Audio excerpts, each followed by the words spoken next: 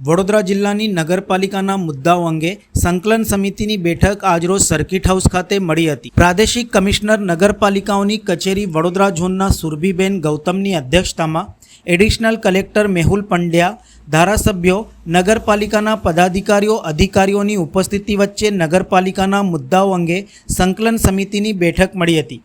સરકારશ્રીના હુકમ બાદ દર મહિને હવે નગરપાલિકાના મુદ્દાઓ અંગે સંકલન સમિતિની બેઠક મળશે। ધારાસભ્યોની ઉપસ્થિતિ અને સાંસદશ્રીની ઉપસ્થિતિમાં આ મિટિંગ હવે તાલુકાની સાથે સાથે નગરપાલિકાઓની પણ જે સમસ્યાઓ છે તેનું નિવારણ માટે સરકારશ્રીએ જે તે જિલ્લામાં મિટિંગનું આયોજન કરવા માટે આદેશ કર્યો છે।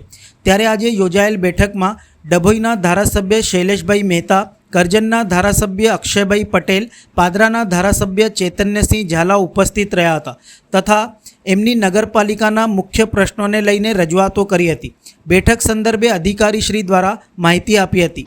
આજે વડોદરા જિલ્લાની નગરપાલિકાની સંકલનની બેઠકનું આયોજન થયું હતું અને નગરપાલિકાના જે કોઈ પ્રશ્નો છે એની માન્ય ધારાસભ્યશ્રીઓ અને નગરપાલિકાના પ્રમુખશ્રીઓ સાથે ચર્ચા થઈ છે અને એ પ્રશ્નોનો વહેલી તકે ઉકેલ આવે તેના માટેના પ્રયત્નો કરવા માટેની ખાતરી આપવામાં આવી છે। સરકારશ્રીનો તાજેતરમાં જ પરિપત્ર થયેલો છે। એટલે આ મીટિંગ દર મહિને ભરાશે?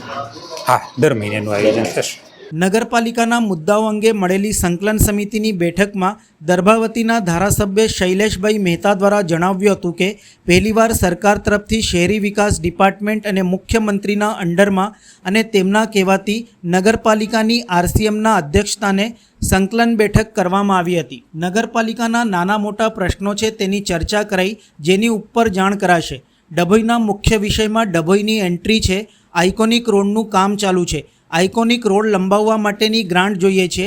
ડભોઈ સર્કિટ હાઉસ શિનોર ચોકડીથી સર્કિટ હાઉસ થઈને આંબેડકર ચોક સુધીનો રસ્તો, એને પણ આઇકોનિક રોડ, બ્યુટિફિકેશન બનાવવા માટેની ગ્રાન્ટની રજૂઆત, કચરાના ડોર ટુ ડોર કલેક્શન માટેના વાહનો નગરપાલિકાને જોઈએ છે, એના માટે રસ્તાની બાજુમાં ખુલ્લા વરસાદી કાંસો છે જે ગંદકીથી ઉભરાય છે, વીઆઈપી આવે ત્યારે કનાટ મારીને બંધ રાખવા પડે છે, એટલે વરસાદી ગટરને સ્લેબ મારી બંધ કરવા માટે વિશેષ ગ્રાન્ટ મળે તેની રજૂઆત કરી છે।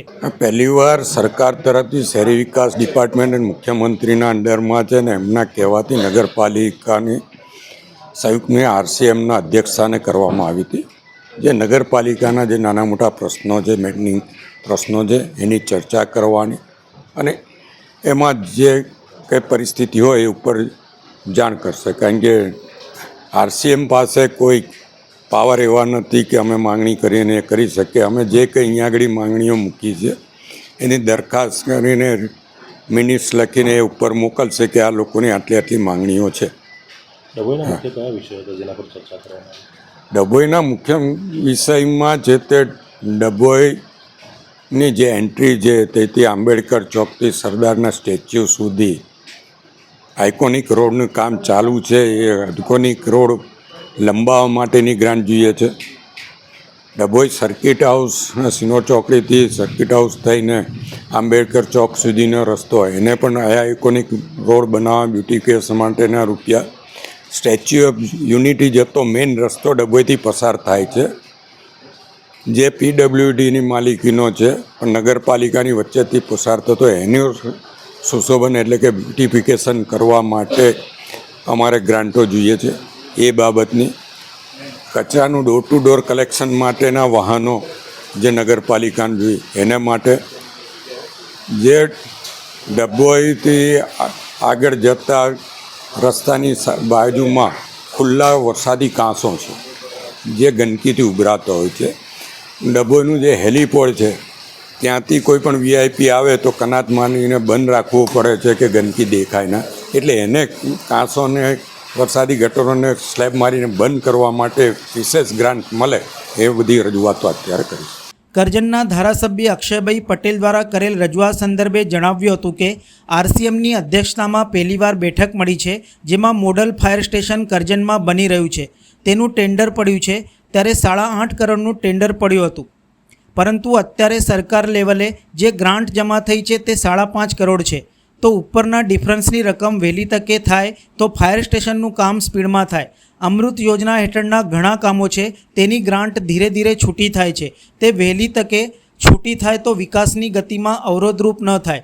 રોડ રસ્તાના પ્રશ્નો પણ મૂક્યા છે, જે સરકાર સુધી પહોંચાડવાની મેડમે ખાતરી આપી છે. આજે પહેલીવાર ધારાસભ્ય બન્યા પછી પહેલીવાર આરસીએમના અધ્યક્ષ સ્થાને કરજણ નગરપાલિકાઓએ કે જિલ્લાની તમામ નગરપાલિકાઓ માટે જે પ્રશ્નોની ઘણા વખતથી પેન્ડિંગ પ્રશ્નો હતા એની ચર્ચા કરવાનો અમને મોકો મળ્યો છે ને એની અંદર આરસીએમની અધ્યક્ષ સ્થાને આજે જે મિટિંગ રાખી એની અંદર ઘણા બધા એવા પ્રશ્નો અમારા હતા કે અમારે એક મોડેલ ફાયર સ્ટેશન કરજણની અંદર બની રહ્યું છે, એની ટેન્ડર જ્યારે પડ્યું ત્યારે 8.5 કરોડનું ટેન્ડર પડ્યું હતું, પરંતુ અત્યારે સરકાર લેવલે જે ગ્રાન્ટ જમા થઈ તે 5.5 કરોડ છે.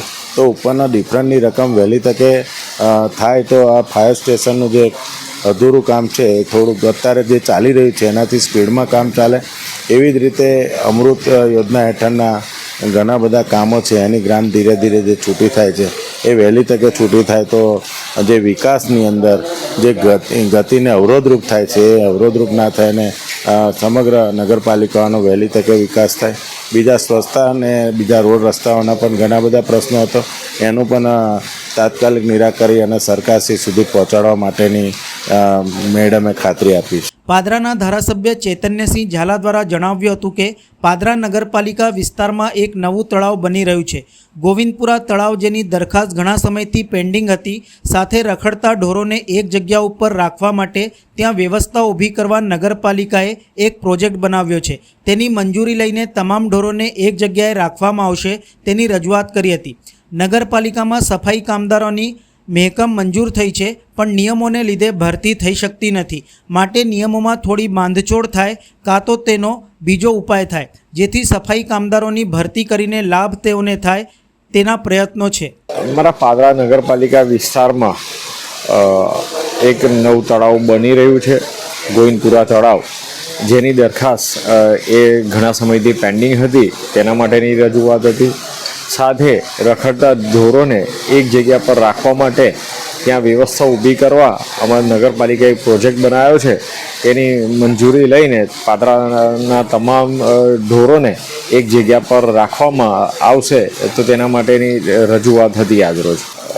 બીજા કેટલાક પ્રશ્નોમાં અમારી નગરપાલિકાના સફાઈ કામદારોની મહેકમ મંજૂર થઈ ગયેલી છે, પરંતુ નિયમોની લીધે તે ભરતી થઈ શકતી નથી. તેના માટે નિયમોમાં થોડી બાંધછોડ થાય કાં તો તેનો કોઈ બીજો ઉપાય થાય કે જેથી કરીને સફાઈ કામદારોની ભરતી કરીને પાદરા નગરપાલિકાનું મહેકમ ઘટાડી શકીએ અને સૌથી મોટો લાભ એ સફાઈ કામદારોને થઈ શકે, જેથી કરી એ લોકો કાયમી થઈ શકે.